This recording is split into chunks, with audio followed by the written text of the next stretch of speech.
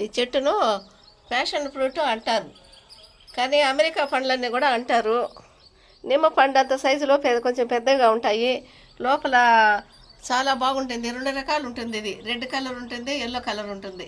కానీ ఈ చెట్టును మేము మామూలుగానే వాడు మంచి ఫ్రూట్స్ కాస్తాయంటే తీసుకొచ్చి నాటాము.